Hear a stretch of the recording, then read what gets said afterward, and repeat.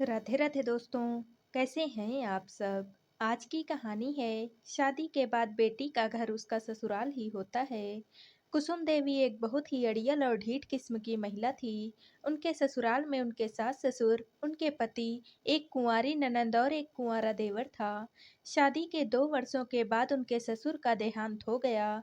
अब तो कुसुम देवी को और भी मनमानी करने की खुली आज़ादी मिल गई, क्योंकि वह जो थोड़ा बहुत लिहाजा करती थी वह अपने ससुर का ही करती थी। अब तो वह रहे ही नहीं, तो देवी को तो किसी का भी डर ही नहीं था। अपने पति को वह कुछ भी नहीं समझती थी और सास की तो वह कोई गिनती ही नहीं लगाती थी।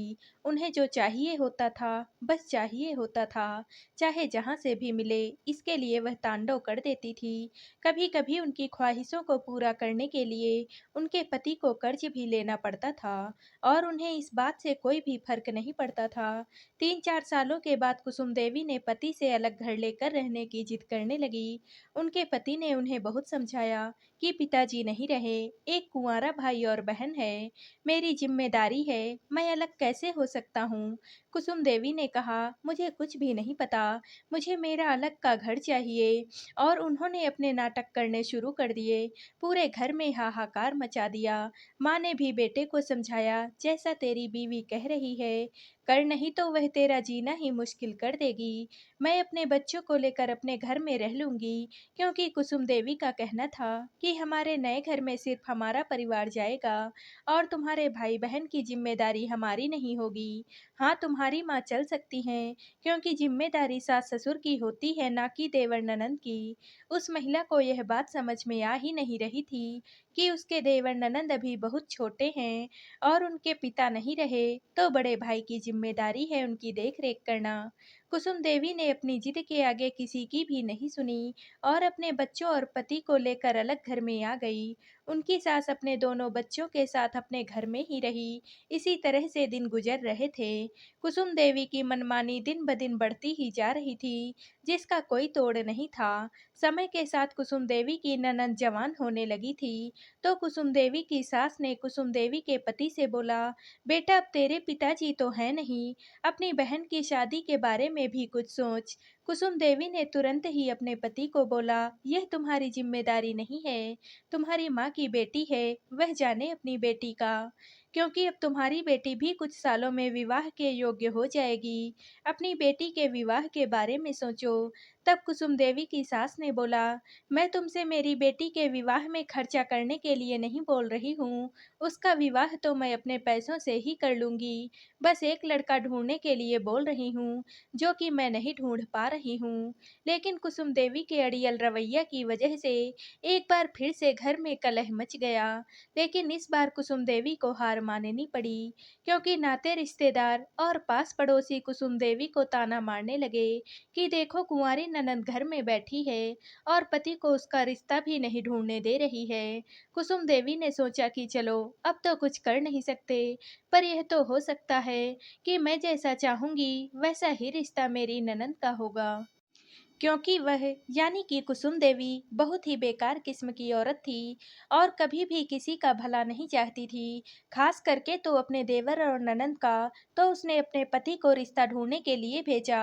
उसके पति ने जो 3-4 रिश्ते लाए, उसमें से एक जगह उसने देखा कि वहां पर लड़के की सौतेली माँ है।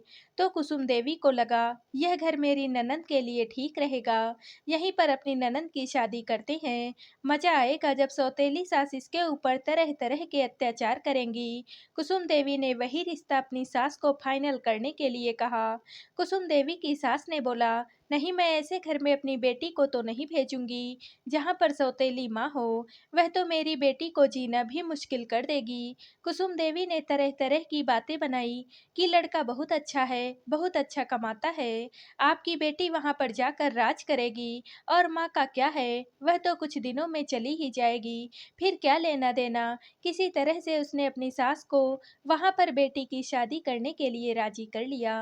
कुसुम देवी की ननंद को यह शादी बिल्कुल भी भी पसंद नहीं थी, फिर भी उसने चुपचाप से शादी कर लेने में ही भलाई समझी, क्योंकि उसे अपनी भाभी का स्वभाव तो पता ही था। भाभी भी बहुत खुश थी कि चलो अब तो आगे मजा आएगा जब ननंद को परेशान करेंगे। अजीब सी चिढ़ थी उसे अपने ससुराल वालों से। इस तरह से कुसुम देवी के ननंद की भी शादी हो गई। ननंद को अपने ससुराल में काफी मुश्किलों का सामना करना पड़ा। उसकी सौतेली सास ने उसे बहुत परेशान किया और अंत में उसे बिना कुछ दिए लिए ही उसे और उसके पति को घर से भी बाहर निकाल दिया।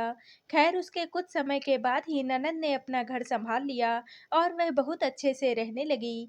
जब ननंद परेशान थी तब तो कुसुम देवी को बहुत आनंद आता था, और जब उसने यह सुना कि अब ननंद वापस से अपनी जिंदगी में सेटल हो गई है और अच्छे से रह रही है, तो उसे किसी बात की कोई कमी नहीं है, तो उन्हें बहुत दुख होने लगा, क्योंकि वह तो बिल्कुल भी नहीं चाहती थी कि उनकी ननंद का जीवन अच्छे से चले। उसके कुछ समय के पश्चात ही कुसुम देवी की सास ने अपने छोटे बेटे यानी कि कुसुम देवी के देवर के लिए रिश्ते की बात चलाई।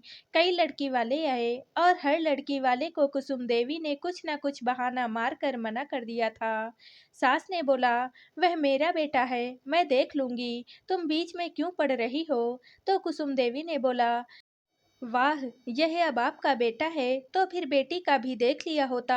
जब बेटी की शादी में मेरे पति को शामिल किया और उनकी बदौलत हुई है, तो बेटे की शादी भी मेरे पति की बदौलत ही होगी। ऐसा नहीं हो सकता कि बेटी के लिए आप मेरे पति का इस्तेमाल करें और बेटे के लिए आप खुद ही फैसले लें।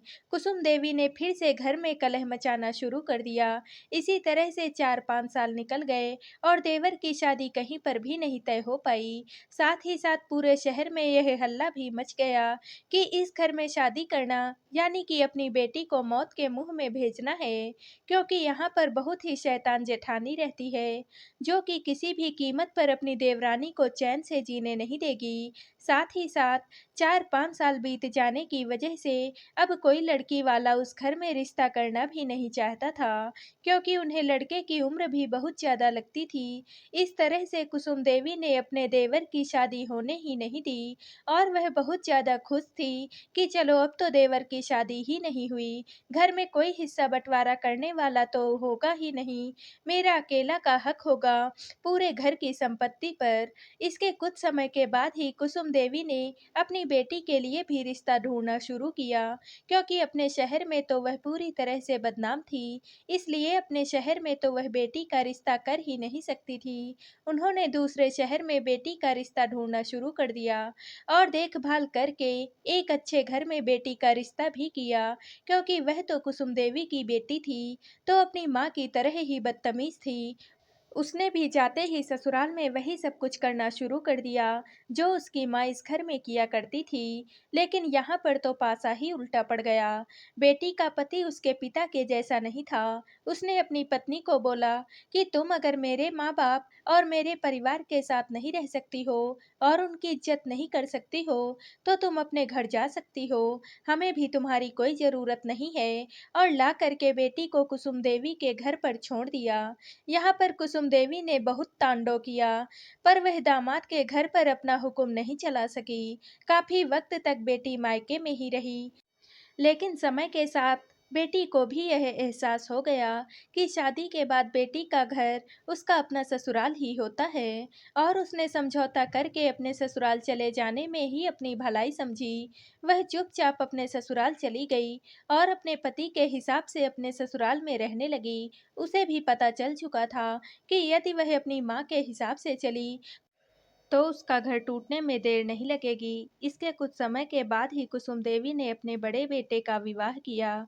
बड़े बेटे का विवाह भी उन्होंने दूसरे शहर की लड़की से ही किया, क्योंकि अपने शहर के तो हर व्यक्ति को उनके बारे में बहुत अच्छे से पता ही था। कोई अपनी लड़की उनके घर में तो नहीं देने वाला था। बड़े बेटे के विवाह के बाद बड़ा बेटा अपनी पत्नी को माँ बाप के पास छोड़कर अपनी नौकरी पर चला गया। बड़ी बहू को कुसुम देवी ने 2 ही महीनों में खून के आंसू रुला दिए। उनकी बड़ी बहू सीधी-सादी थी, तो वह चुपचाप से उनके जुल्म सहती रहती थी, कोई जवाब भी नहीं दे पाती थी। लेकिन उसने फ़ोन पर अपने पति को सारी बातें बता दी थी और बोला कि मुझे यहाँ नहीं रहना है, मुझे अपने साथ ले चलो, नहीं तो यह रिश्ता नहीं चलने वाला है। क्योंकि बेटा अपनी माँ को भी बहुत अच्छे से जानता था, तो वह अपनी पत्नी को लेने के लिए अपने घर आ गया। इस पर भी माँ ने बहुत ज़्यादा तांडव मचाया। बोला कि तू तो अपनी नौकरी कर, तेरी बीवी तो यहीं पर रहेगी। तो बेटे ने साफ-साफ बोल दिया कि यह मेरी बीवी है और इसकी शादी मेरे साथ हुई है, ना कि मेरे माँ-बाप से।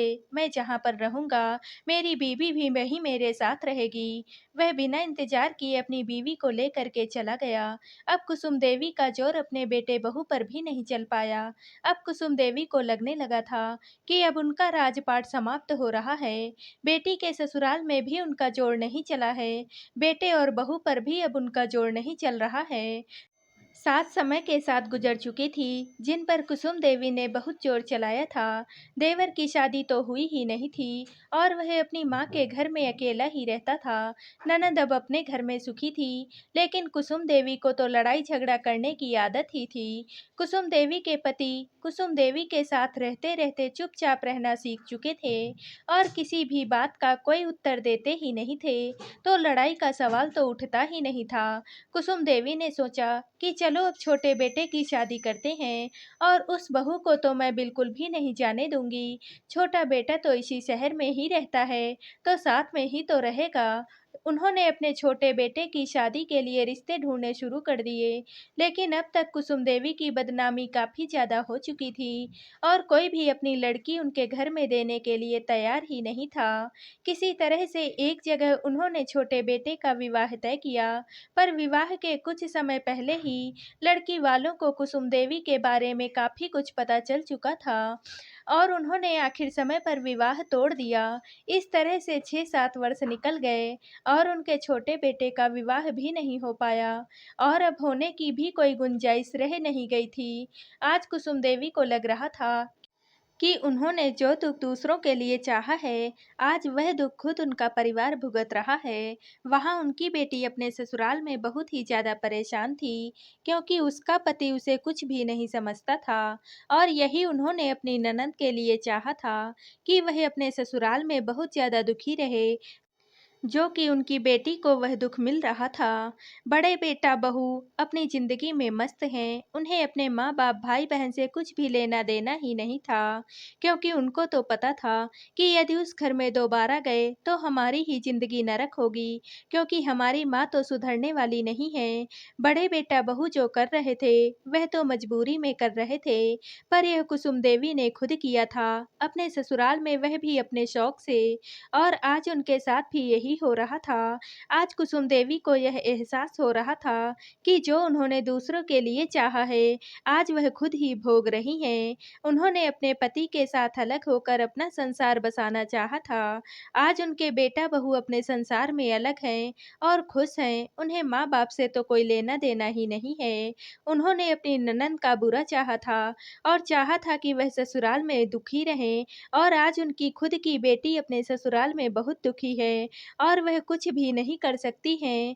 उन्होंने चाहा था कि उनके देवर की शादी ना हो और कोई भी हिस्सा बँटवारा ना हो और उनका देवर ज़िंदगी भर कुँवारा रहे और कोई देवरानी उनकी ज़िंदगी में ना आए। आज उनका खुद का छोटा बेटा कुँवारा रह गया और चाह कर भी वह उसका विवाह नहीं कर पा रही थी।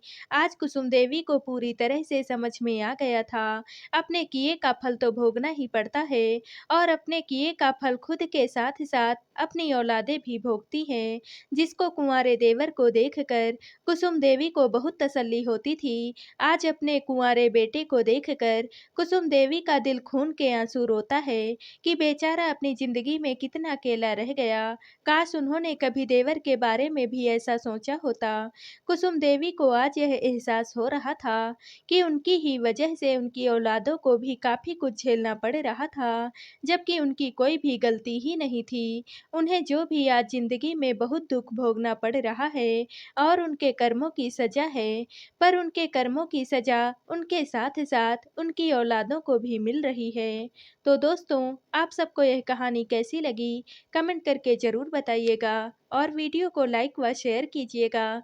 दोस्तों, अगर आप इस चैनल पर नए हैं और अब तक आपने हमारे चैनल को सब्सक्राइब नहीं किया है, तो प्लीज़ और कहानियों से जुड़ने के लिए हमारे चैनल को सब्सक्राइब कर लीजिएगा। कल मिलते हैं एक और नई कहानी के साथ। आप सभी का बहुत-बहुत धन्यवाद।